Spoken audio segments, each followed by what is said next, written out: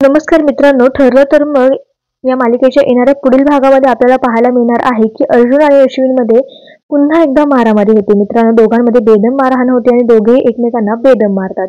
तर मित्रांनो, होतं काय, ती प्रिया जी आहे ती मुद्दाम अश्विनला जे आहे ते अर्जुन विरोधात भडकून देते.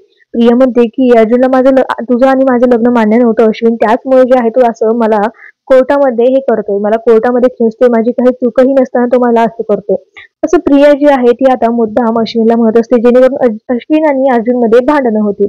तर मित्रांनो, यासाठी प्रिया हे सगळं करत असते आणि अश्विन देखील जो आहे तो प्रचंड चिडतो.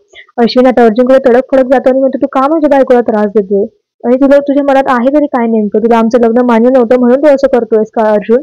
आणि आता अर्जुन म्हणतो की अश्विन, तुला कळतंय का ती कशी आहे वगैरे वगैरे. तर आता असं म्हटल्यानंतर आता अश्विन जो आहे तो खूप चिडलेला असतो. अश्विनला खूप राग आलेला असतो, कारण की प्रियाने अर्जुनाबद्दल जे आहे ते अश्विनला खूप काही वाईट साईड सांगितलेलं असतं. आणि मित्रांनो, याचमुळे आता अश्विन जो आहे तो अर्जुनवर धावून जाणार आहे आणि आता अर्जुन देखील अश्विनची कॉलर पकडताना आपल्याला पाहायला मिळणार आहे. आणि मित्रांनो, दोघा भावांमध्ये जोरदार भांडण आपल्याला पाहायला मिळणार आहे. आणि मित्रांनो, सुभेदार कुटुंबाला देखील आता कळायला लागले की तन्वी जी आहे ती आता, म्हणजेच प्रिया जी आहे ती या दोघांना जे आहे ते वेगळं करण्याचा प्रयत्न करते.